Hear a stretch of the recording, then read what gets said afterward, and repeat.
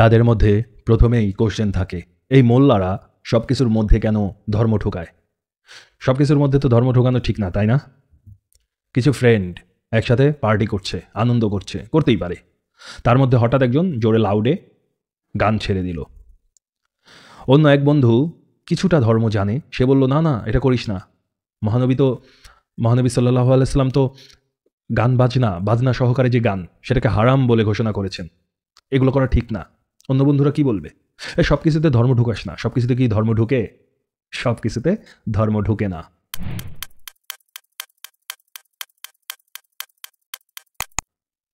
সব কিছুতে যদি ধর্ম নাই ঢোকে, তাহলে আমাদের প্রিয় মহানবী সাল্লাল্লাহু আলাইহি সাল্লাম বুখারী শরীফের 5590 নম্বর হাদিসে রাসূলুল্লাহ সাল্লাল্লাহু আলাইহি সাল্লাম বলছেন, আমার উম্মতের মধ্যে এমন লোক আসবে যারা ব্যভিচার, রেশম, মদ এবং বাদ্যযন্ত্রকে হালাল মনে করবে।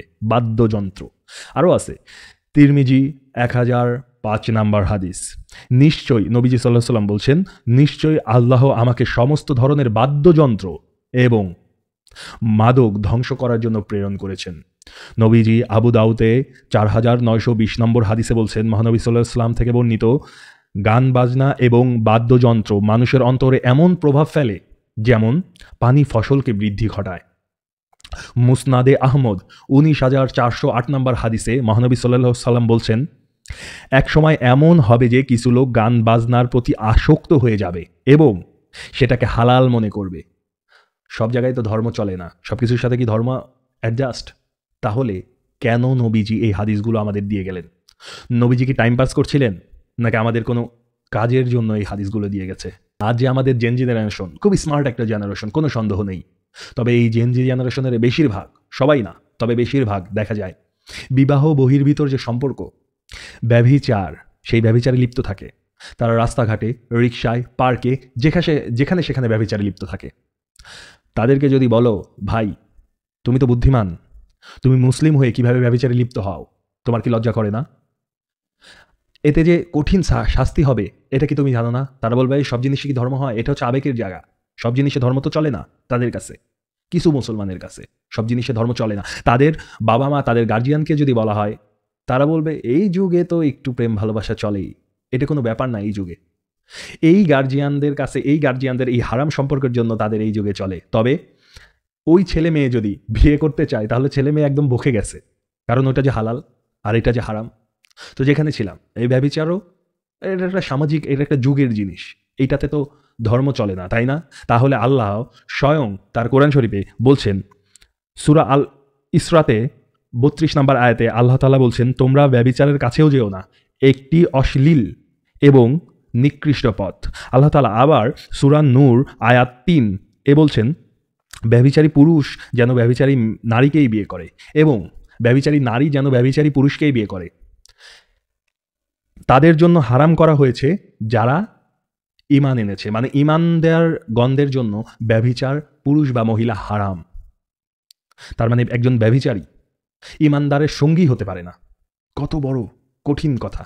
আর আমরা এটার মধ্যে ধর্মই দেখি না। ব্যভিচার এমন একটা বড় জিনিস, নবীজি এটা নিয়ে এত বিস্তারিত বলেছেন, এটা যদি আপনাকে বোঝাতে চাই আমার আলাদা একটা ভিডিও করা লাগবে, হয়তো আমি করব। তাহলে আল্লাহ এবং আল্লাহর নবী ব্যভিচার নিয়ে এত কথা বললেন কেন, যদি এটার সাথে ইসলামের কোনো সংযোগ না থাকে? কিছু বলে রাজনীতি আর ধর্ম আলাদা, অর্থনীতি আর ধর্ম আলাদা, সমাজ ব্যবস্থা আর ধর্ম আলাদা, ব্যক্তিগত জীবন আর ধর্ম আলাদা, সব কিছুই ধর্ম থেকে আলাদা। তার মানে এদের কাছে শুধু নামাজ, রোজা আর হজ, এই তিনটাই হচ্ছে ধর্ম, আর বাদ বাকি জিনিস আল্লাহ আর আল্লাহর নবী ওনারা মনে হয় ভালো বুঝে না, নাউজুবিল্লাহ। এই জন্য এই তিনটা জিনিস ছাড়া বাদ বাকি বোঝার জন্য, বাদ বাকি রীতিনীতি বিধান বোঝার জন্য আমাদের বুদ্ধিজীবীদের নিয়ম মেনে নিতে হবে। তাদের মতে তো এইটাই।